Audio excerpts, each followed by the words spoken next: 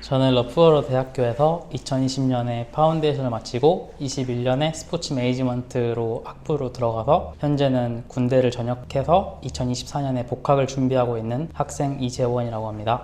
제가 어릴 때부터 영국 프리미어리그를 너무 좋아하고 거기 문화에 대한 열망 같은 게 있었는데 직업으로 삼기에는 이제 현실적으로 대학이 중요하다 보니까 그런 대학을 찾는 과정 중에 러프버러 대학을 발견하게 되었고 무조건 영국에서 공부를 해야겠다고 생각을 했습니다.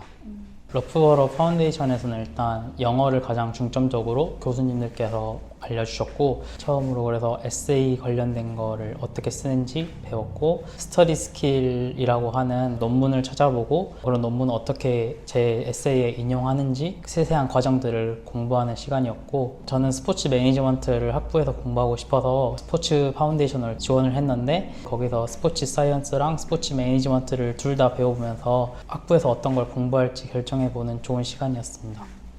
네, 아무래도 한국 대학이랑은 많이 다르다 보니까 영국 대학만의 에세이나 다른 코스워크들을 하는 방법들을 많이 배웠었고 특히 영어에 있어서 확실히 1년 동안 현지에서 생활하다 보니까 영어를 좀 더 적응하고 학부에서 공부를 하는 느낌이 있었습니다. 저는 초중고 계속 학교를 다니면서 유독 영어에 특히 관심이 많았던 학생이었어서 영어를 가장 중점적으로 사교육도 받으면서 열심히 했었고 내신은 고등학교 문과 내신 2.3 정도 맞았었는데 그 중에서 영어가 아무래도 계속 1등급이 나와서 내신 평균을 올리는 데 도움이 되었던 것 같습니다.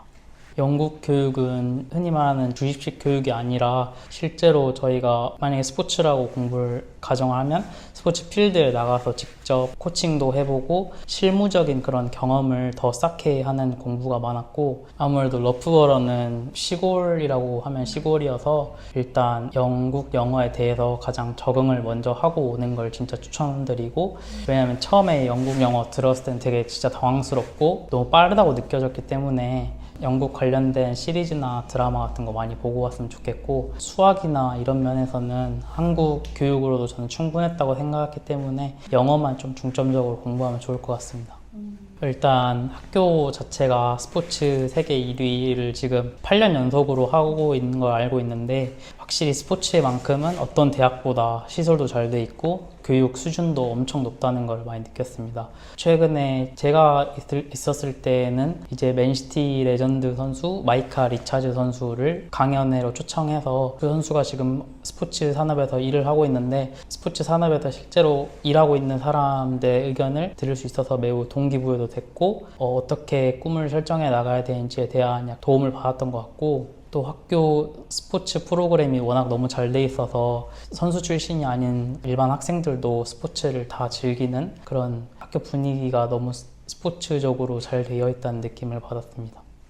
일단 러프버러는 코칭 앤 볼런티어링 아카데미 줄여서 CVA라고 하는데 그런 CVA 프로그램이 너무 잘 돼 있어가지고 봉사할 수 있는 활동들이 많았었는데 제가 했던 거를 예로 들자면 여자축구 유로 2022 스펙테이터 서비스라는 관람하러 오는 사람들을 도와주는 봉사를 할 수 있었고 직접 올드 트래포드 경기장에 들어가서 선수들도 보고 엄청 큰 경기가 어떻게 이루어지는지에 대해 직접 공부해 볼 수도 있었고 그냥 일반 봉사활동을 넘어서서 진짜 제가 나중에 어떤 직업을 선택하게 될지 영향이 컸었던 것 같습니다.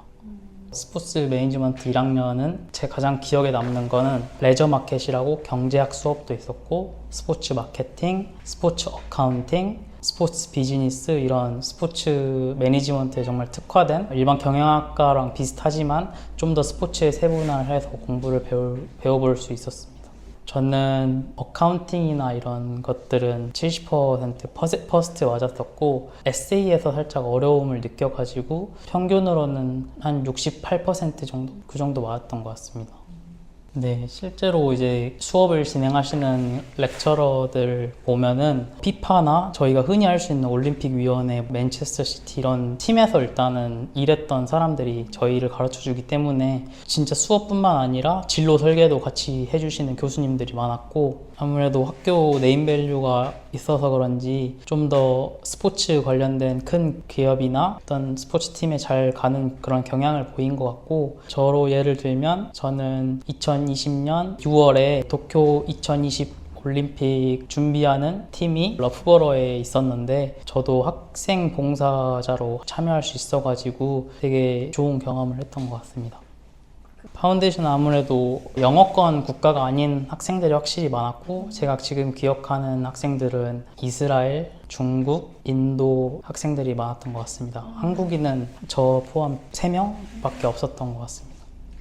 오히려 코로나 시기라서 좀 더 뚫뚫 뭉치는 그런 기회들이 많았었는데 러프버러는 법을 지켜가는 수준에서 꾸준히 스포츠는 기회를 열어놨기 때문에 저는 제 친구가 스파이크볼이라는 운동의 앰베서더이자 회장이었어서 친구를 한번 따라가는 김에 스파이크볼 소사이어티에 한번 참여를 했었는데 처음 해보는 운동이었는데도 되게 재밌었고 현지 영국 친구들도 되게 관심이 많았던 운동이었어서 운동하는 친구들이랑 많이 사귈 수 있는 기회가 있었고 아무래도 영국 정부에서 밖으로 나가는 거를 별로 선호하지 않았던 정책을 내세웠기 때문에 기숙사에 머물면서 저랑 같이 플랫을 쉐어하던 6명의 친구랑 정말 돈독하게 우정을 쌓았고 그 결과 그 다음 해에는 그 친구들과 타운으로 같이 나가게 되는 그런 계기가 되었던 것 같습니다. 일단 러프버러 전체 학생들 사이에서는 한국인이 40명에서 50명 정도 있었고 제 스포츠 매니지먼트에는 8명 정도 있었던 것 같습니다. 러프버러에도 당연히 한인의 코리안 소사이어티가 있었고 저희는 이제 일주일에 한 번씩 모여서 축구를 했고 가끔은 이제 다른 소사이어티를 초대해서 경기를 했었는데 주로 막 프렌치 소사이어티나 뭐 어디 말레이시아 싱가포르 소사이어티 이렇게 해서 좀 재밌게 약간 나라별로 경쟁해보는 그런 축구도 많이 했었습니다. 아무래도 처음에 이제 제가 영국 적응을 할 때 가장 기본적인 그런 정보들을 알려주신 게 한국인 선배님들이었고 저는 플레이스먼트를 이제 곧 앞두고 있는데 플레이스먼트를 성공적으로 할 수 있게끔 자소서나 이런 것도 같이 봐주시는 그런 선배님도 계십니다.